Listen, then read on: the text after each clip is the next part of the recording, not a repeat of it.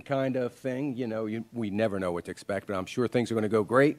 And glad to have you back with us. I'm going to give you some updates, what is coming up from an economic standpoint. We'll talk a little bit about that. We've got I'm just going to touch on the important things.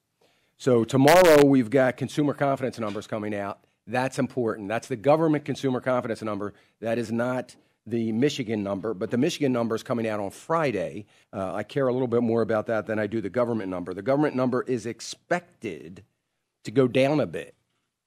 The Michigan number is expected to go down a bit. So that is coming out tomorrow. We've got new home sales coming out on Wednesday. That'll be very interesting.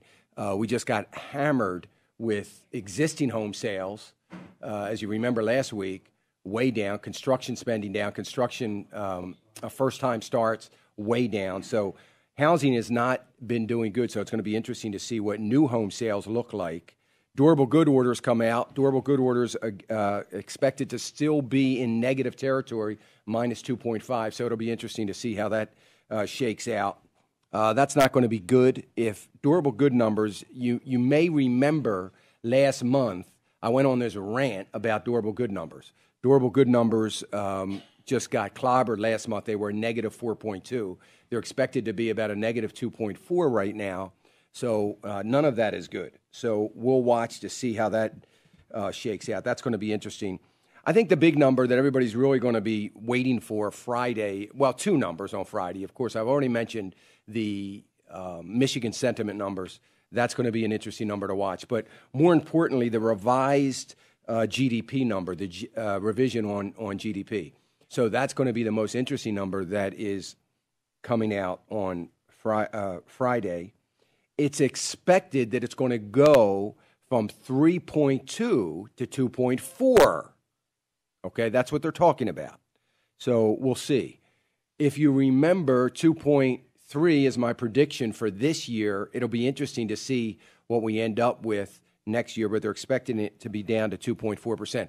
Now, let me just, I got to say this. I know I've said it many times, but I need to say it again so that we're all aware of this. We need to be on, have some sort of understanding as to the GDP number. 2.4%, even by the old way in which they used to calculate GDP. Remember, back in April, the government decided that they just can't seem to be able to get up the GDP number. Okay, they can't do it. It's just hanging in there at 2%. So what does the government do when they can't make something work from policy change? They change the way in which they calculate it. And they did that in April, and that started July 1st. But under the old way of calculating GDP, 2.4% plus in GDP growth is negative. Well, no, it's not negative, Dan. It's positive because you just said it's plus. No, it's negative because we need 2.5% to just keep pace with population growth. Now, you know that I'm the only one that seems to care about population growth in the job market. The government doesn't, no one else does. But in other words, 2.5% GDP growth allows us to maintain the crummy economy. It's not improving it. It just allows us to just stay pretty much where we are. 2.4% is below that. So in my opinion, and this has been my opinion for the last 32 years, my opinion is that if we are not above 2.5% GDP growth, we're not going anywhere. And it doesn't look like it's going to happen according to the early look at the numbers. So that's what's happening, what we can expect on Friday. I would suspect that volume is going to be, I would say, relatively low. Not, ridiculously low, but low. So that's what I would expect because everybody's going to be waiting until Friday. So most of the week is going to be low. U.S. stock futures are flatlined right now this morning. U.S. stock futures are flatlined. Friday, we were negative. On Friday, the Dow was down 29. We were negative for the week on that. Hey, gas is up 12 cents a gallon in the last 2 weeks.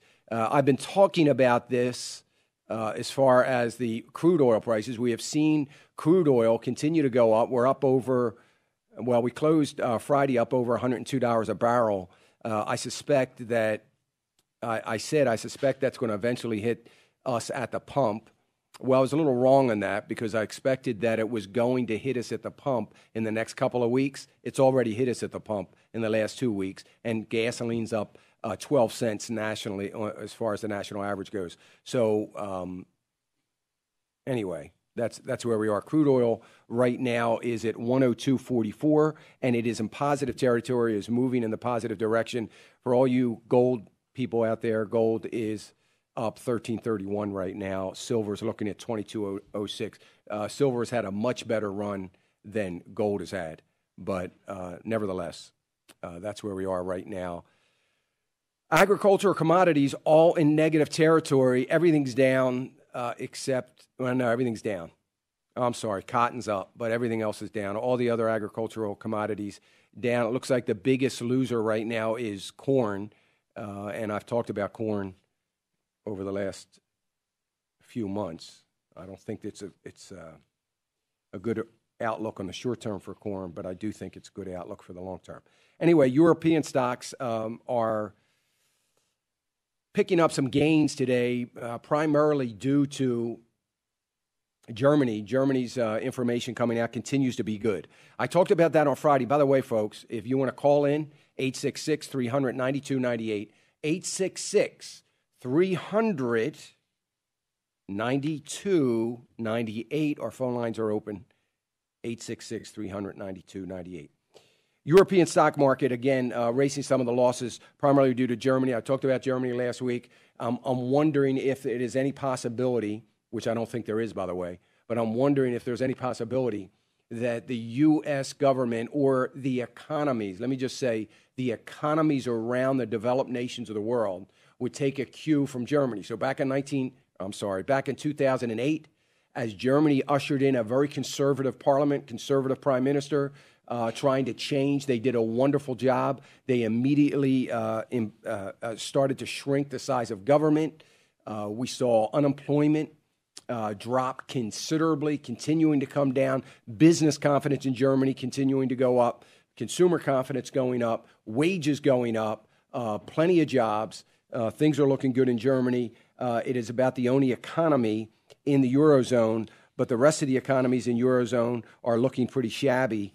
And some interesting news coming out of the G20 summit. Don't know if I have time to talk about that, but if I do, we will get to that. 866-300-9298. You are listening to Financial Issues, American Family Radio Network. It's great to be here. And we are coming live from the NRB convention. That is the National Religious Broadcasters Convention. So we've got a couple guests lined up today and tomorrow. And it's always fun to be here and kind of have an opportunity to talk to so many of the other religious broadcasters and get a feel for the gut feeling for how they feel. And by the way, it's the same as what you and I feel. Concerned not only for the economy, of course, but for the state of our country. And as we continue to eliminate God from so many areas of our nation, from the economy, and there's a little bit more of a somber attitude this year, I would say, even than last year. But I'll talk a little bit more about that this afternoon, later on, second hour, and maybe tomorrow. Gold is hovering around its 3-month high, so we'll see. It is still, as I said, it is up right now, $8.30. Silver's having a much better time of it than is gold. 866-300-9298. We will get to the phones. Before I do that, I just want to mention, because Chesapeake Gas is one of the companies that has been on my buy list, been on my sell list in the last couple of years. Probably as my stock list goes on my website, one of the biggest misses I had last year was Chesapeake. And the reason for that is they are working on getting their debt down. Well, it looks like, and they're so close, they're only about $600 million away from their target goal of $3 billion cuts in their debt. And it looks like they may be putting COS, that's one of their oil field service companies, on the block for sale. If they do that, it could bring about $2.2 billion. That's going to be huge for them, and that's going to be very good for the stock. So I would watch, if you are a partner with me on the website, I would watch carefully for Chesapeake maybe hitting my buy list here. If you own it, make sure you just continue to hold it because it's a good time to do that. 866-300-9298. We're going to go to calls early. So since we have a full board, so let's do that. Let me go to Gene. Gene's calling us from Alabama. Hey, Gene. Good morning. Thanks for taking my call. Sure thing. My husband is 64, and we currently have no money invested in the market, but we have some money that we won't need probably for many years. And I was wondering if we should slowly begin to get back into the market. Well, so you're totally out now, Gene? Totally. Yeah, I would say yes and no. I would like to see some of that start to get back into the market. I don't know that this is the right time though, and I'm thinking we may want to wait because it might make sense to wait just maybe a couple of months. Let's see if any of this dust is going to settle. But in a couple of months, you definitely need to have some of it in the energy sector, and that would be my highest position. I am. And I was going to talk about this in my opening statements, and I did, and I forgot. So I'm glad you called. I am probably as high on the energy sector after some of my weekend analysis now as I was 2 years ago, January. It was 2 years ago when I put out an alert to my partners that if you're not in the energy sector, get in. So I feel the same way. I think the energy sector is picking up even more steam and more momentum. So I would want you to start to see you wean in to whatever's on my buy list at the time a couple months from now in some of the natural gas, some of the transportation, that would be pipeline stuff, and oil companies for certain. But there may be some good food companies as well. But I wouldn't do it just yet. Let's wait and see what the end of the month brings and see if we get another dip that might be a good time to enter in. But by summer, I'd certainly like to see you have 30 or 40% of that with some exposure to the market since it's very long-term investing. Okay. All right? Thank you. All right, Gene. Thank you for the call. I appreciate it. Let me go to Lynn in Oregon. Hi, Lynn. Good morning. Lynn? Good morning.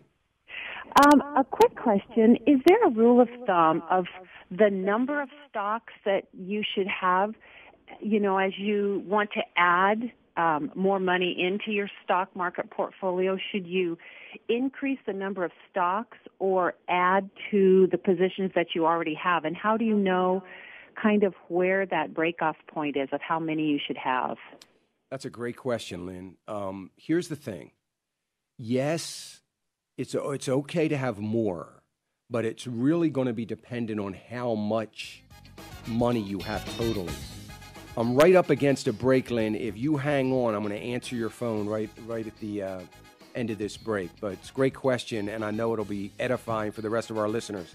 You're listening to Financial Issues. I'm Dan Celia, American Family Radio Network. We'll be right back.